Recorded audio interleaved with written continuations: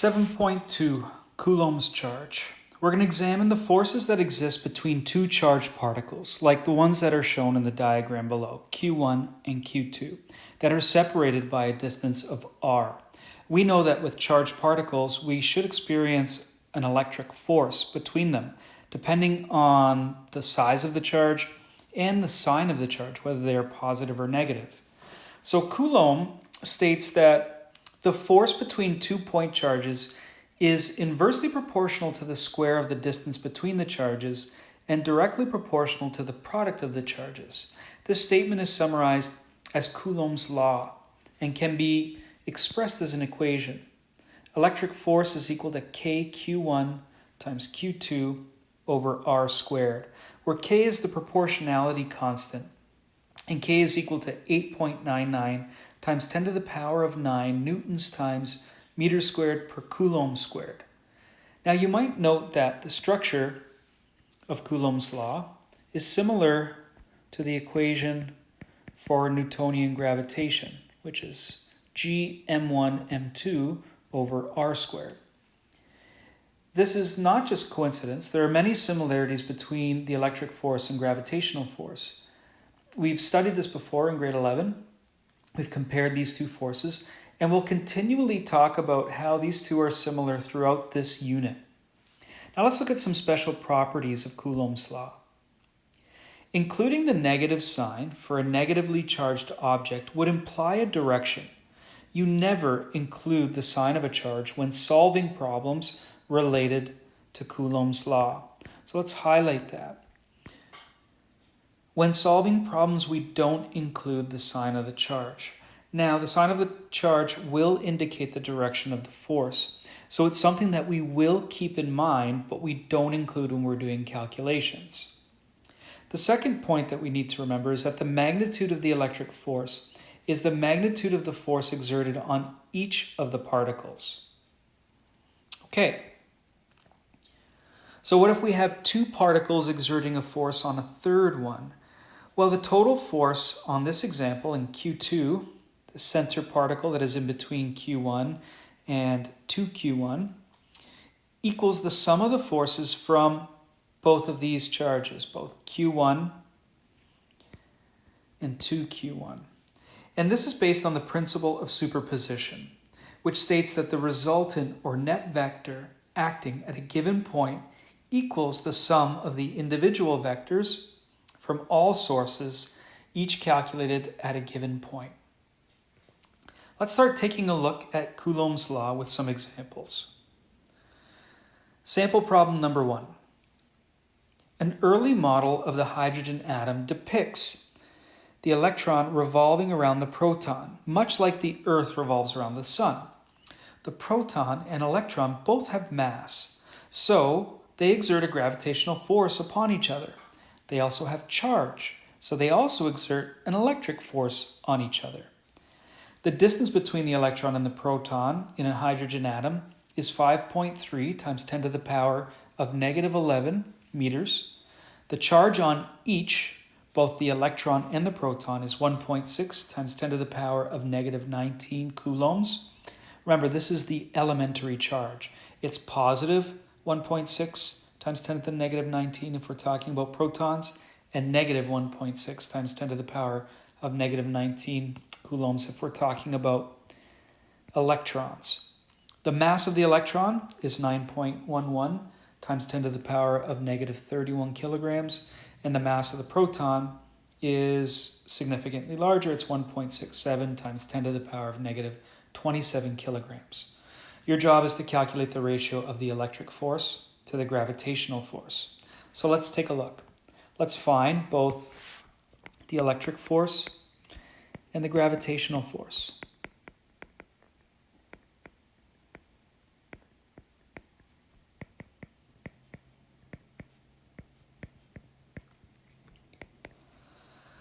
So to solve for the electric force, we're going to put in Coulomb's constant, 8.99 times 10 to the power of 9 newtons times meters squared per Coulomb squared, times Q1.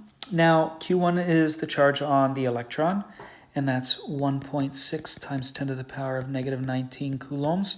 And the charge Q2 is the charge on the proton, and it too is 1.6 times 10 to the power of negative 19 coulombs. Instead of writing it twice, I'm just going to put squared on top. We'll divide this by the distance between the electron and the proton, and that is 5.3 times 10 to the power of negative 11 meters, and that will be squared. If we punch this in, the electric force between the electron and the proton is 3.6 times 10 to the power of negative 47 newtons.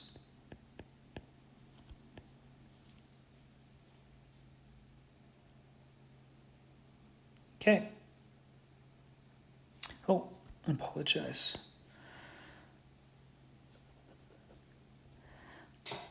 Correction. It is 8.2 times 10 to the power of negative 8 newtons. I was looking at a different calculation. Hopefully I didn't cause you too much grief. All right, let's find the gravitational force. The gravitational constant is 6.67 times 10 to the power of negative 11 newtons times meters squared per kilogram squared. The mass of the electron is 9.11 times 10 to the power of negative 31 kilograms.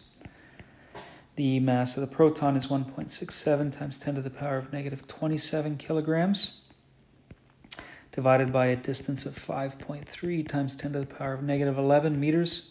Don't forget to square it. The gravitational force is 3.6 times 10 to the power of negative 47 newtons. That's what I had written down the first time incorrectly. Okay, so if you know anything about the four fundamental forces of the universe, both electric force and gravitational are among those four fundamental forces. The gravitational force is much weaker than the electric force, and we can see that the gravitational force between these two particles is very, very small, 3.6 times 10 to the power of negative 47 newtons. Well, how many times bigger is the electric force compared to the gravitational force? Well, let's compute this.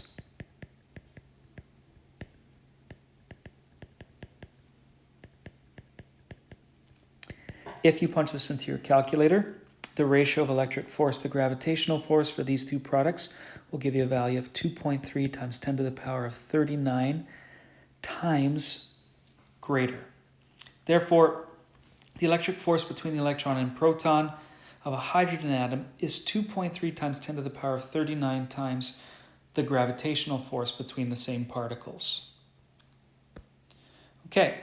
If we know the electric force and the gravitational force, if these forces were to cause an electron to accelerate, what would the acceleration be for this electron? So we want to find the acceleration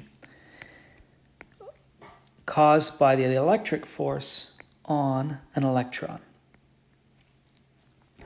We know that the electric force is 8.2 times 10 to the power of negative 8 newtons, and the mass of the electron is 9.11 times 10 to the power of negative 31 kilograms.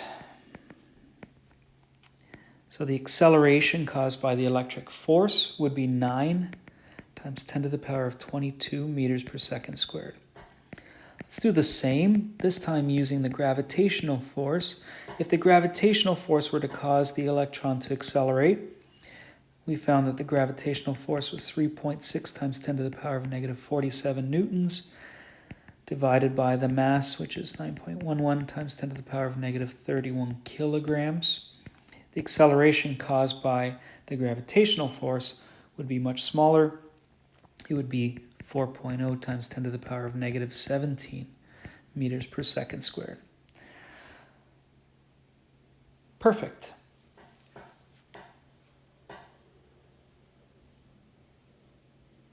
Okay.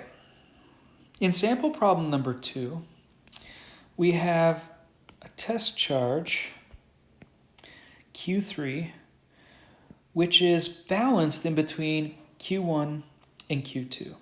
Q3 is positive, and Q1 is negative, and Q2 is also negative. So this charge Q3 is in equilibrium. We know that the force exerted on it by charge number 1 is equal to the force exerted on it by charge number 2. As a result, it will end up some distance in between the two. We'll call this distance x. Our job is to find x, determine the location of Q3. So since it's in equilibrium, we know that the force, the electric force from Q1 is equal to the electric force by Q2.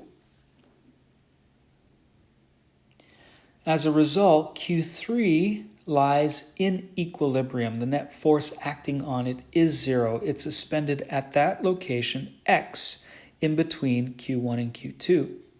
So we can use this statement to solve for x. Now bear with me. I'm going to warn you in advance. This is a tedious question. We can replace this statement with k Q1 Q3 over, and the distance between Q1 and Q3 is x squared.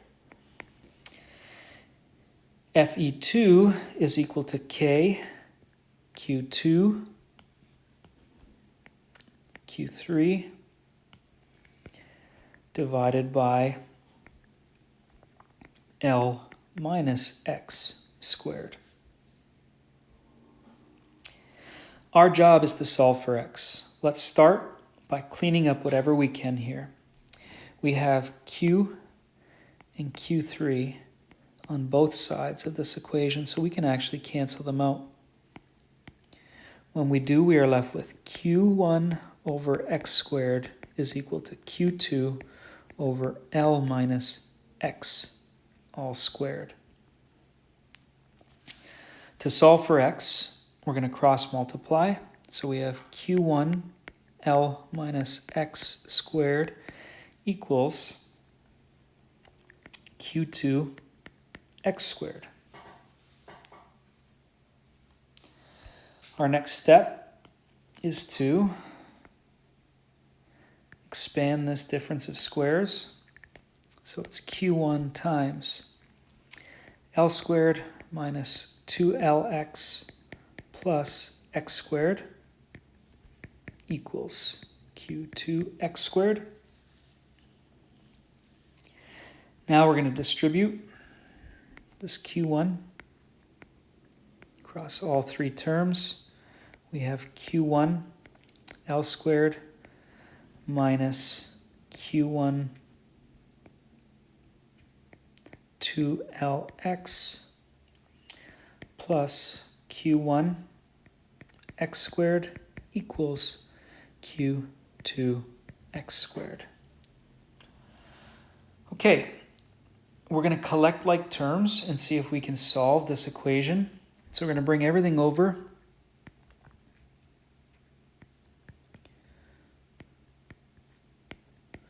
So we're going to have 0 equals Q2 x squared minus Q1 x squared plus Q1 2LX minus Q1 L squared.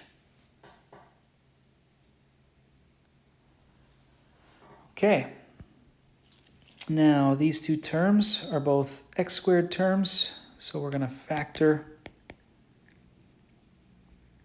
the x squared. We have Q2 minus Q1 plus Q1 2LX minus Q1 L squared.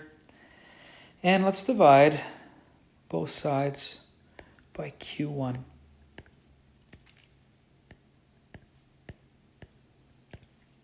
Q1 will cancel out here and here. We can simplify this. We are left with 0 equals x squared times Q2 minus Q1 over Q1 plus 2Lx minus L squared. Okay, we're going to sub in what values we know. We know Q1, we know Q2, and we know L. So we are left with 0 equals x squared times 1.80 times 10 to the power of negative 5 minus 2.00 times 10 to the power of negative 6 all over 2.00 times 10 to the power of negative 6. I've omitted units just to keep this simple. Plus 2 times L is 4 meters minus 4 meters squared. We can simplify this. We are left with 0 equals 8x squared plus 8x minus 16. Thankfully, the gods of math and physics are on our side, and this is rearranged into a simple quadratic equation. Let's reduce this, dividing everything by 8. So we are left with 0 equals x squared plus x minus 2. Now this is a simple quadratic equation that can be factored. The factors are x minus 1 and x plus 2 equals 0. So we know x is equal to 1 or x is equal to negative 2. We're going to reject the negative sign. So our value of x is 1 meter. Therefore, the location of Q3 is such that the electric forces from 3Q1 and Q2 cancel is 1 meter, or 1 meter to the right of Q1.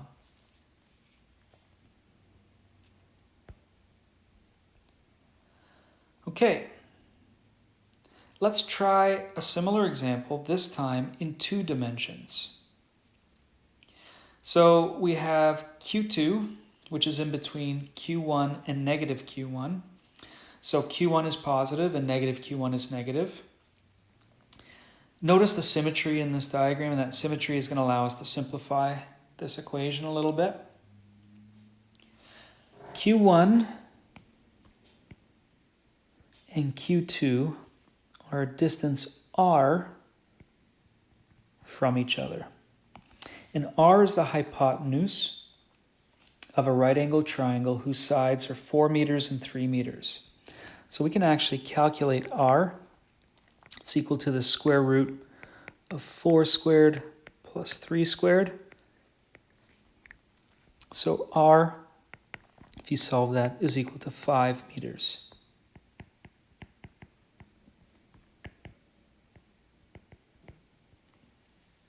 Perfect. I'm going to make up positive and right positive. Our first step is to calculate the force of Q1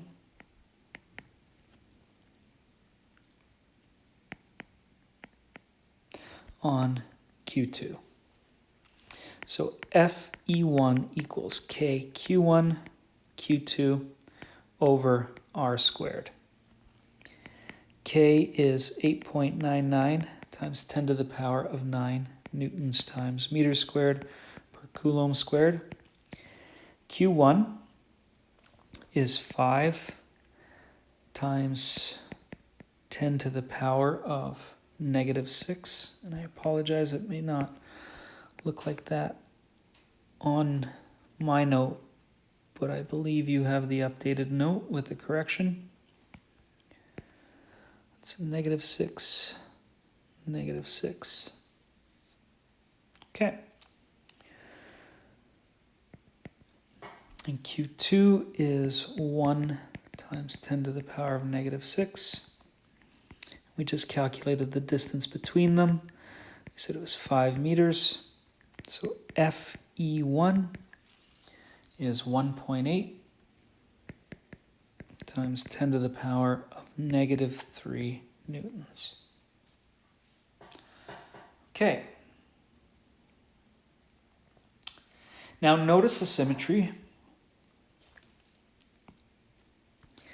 Negative Q1 is the same distance, 5 meters from Q2. It also has the same magnitude of charge. So the magnitude of negative Q1 is also 5 times 10 to the power of negative 6. The only difference is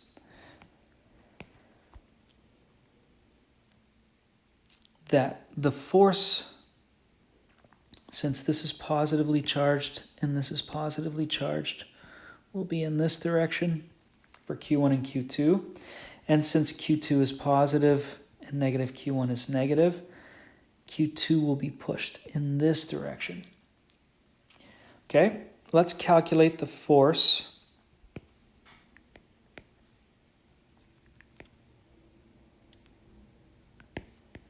Fe2, that's negative Q1 on Q2.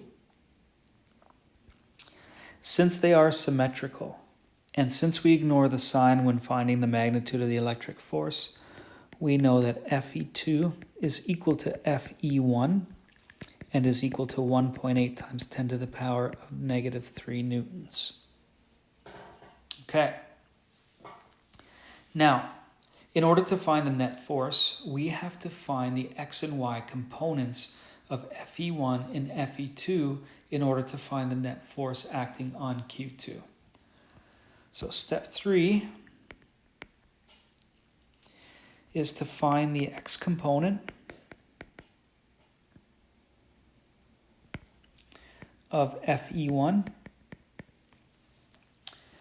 If we're looking, that will be this vector right here. We'll label it Fe1x.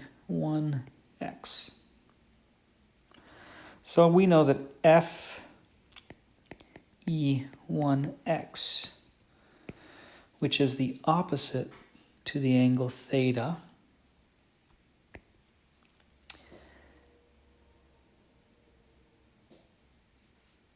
and FEI would be the hypotenuse. Opposite hypotenuse is the trigonometric ratio cos theta. So Fe1x is equal to FEI cos theta. And just so that we know, cos theta is equal to opposite over hypotenuse. So we can rewrite this as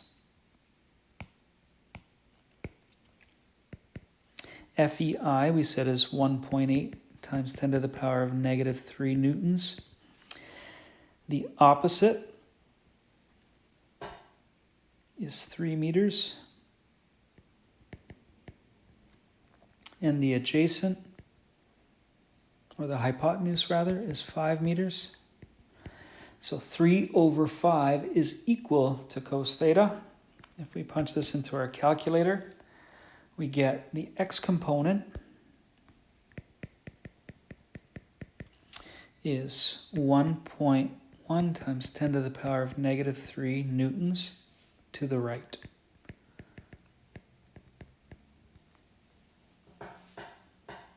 Okay.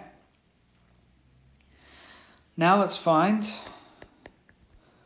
the x component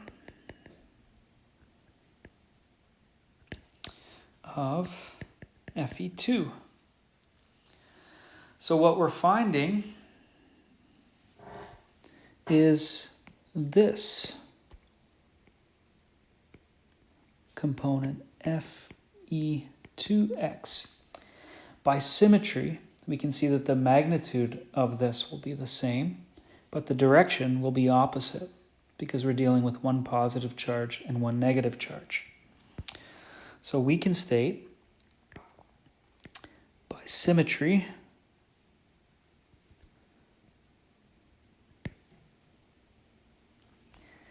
Fe2x equals Fe1x, but opposite directions.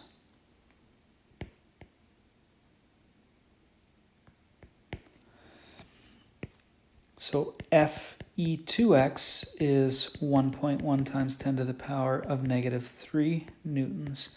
This time, left. So let's find the net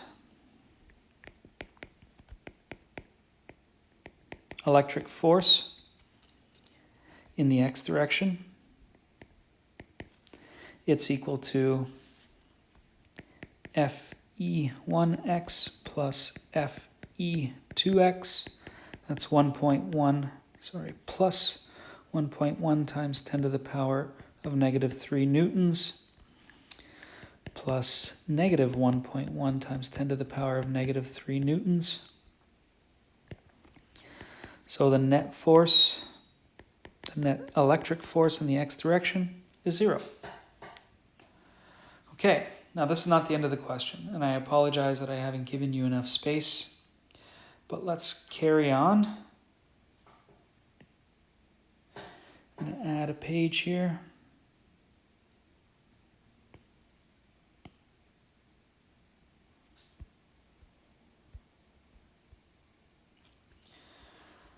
I haven't added it in the right direction. Just give me a moment.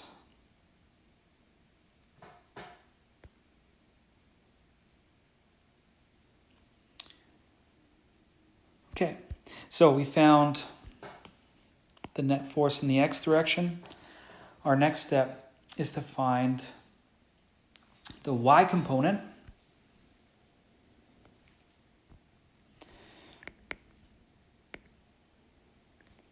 Y component of Fe1, and then we'll find the y component of Fe2.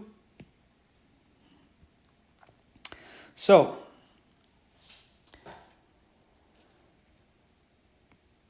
finding x and y components, if you found the x component, it's easy to find the y component. So finding Fe1y is equal to Fe1 sine theta.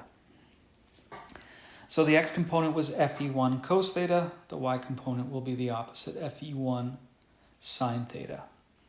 We know Fe1 is 1.8 times 10 to the power of negative 3 newtons, and sine theta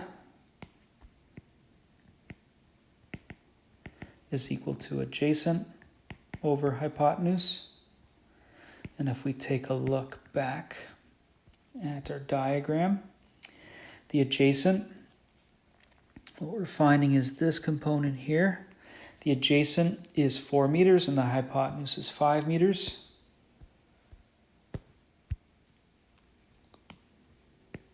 So sine theta is 4 over 5. Punch it into our calculator, and FEI is 1.4 times 10 to the power of negative 3 newtons, and it's directed down. Good. Let's find the y component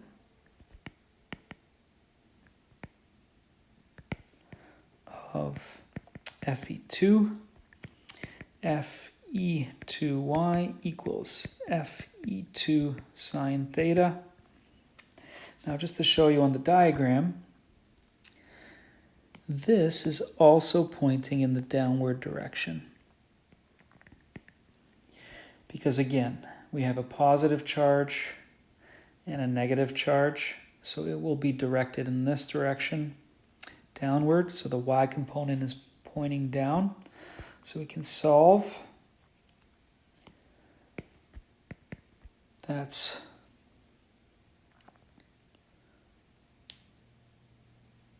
the same as above. So it's 1.8 times 10 to the power of negative 3 newtons times 4 over 5.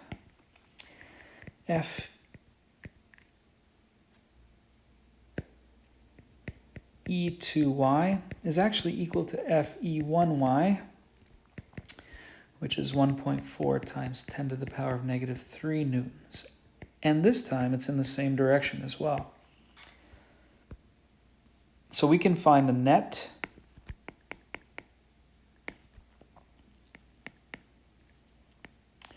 electric force in the y direction. It's equal to Fe1y plus Fe2y, which is negative 1.4 times 10 to the power of negative 3 newtons plus negative 1.4 times 10 to the power of negative 3 newtons. If we punch this in, we get negative 2.8 times 10 to the power of negative 3 newtons, or 2.8 times 10 to the power of negative 3 newtons down. And that, my friends, is equal to the total force acting on Q2. Since the x components cancel out, the net force is equal to the net y force, and we can state, therefore, the net electric force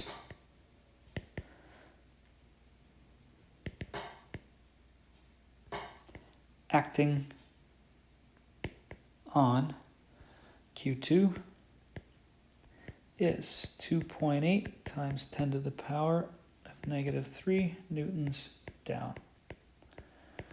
All right, I've assigned practice problems on page 332.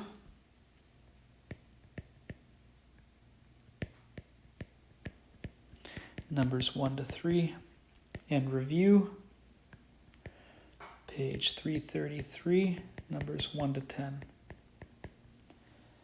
Have fun.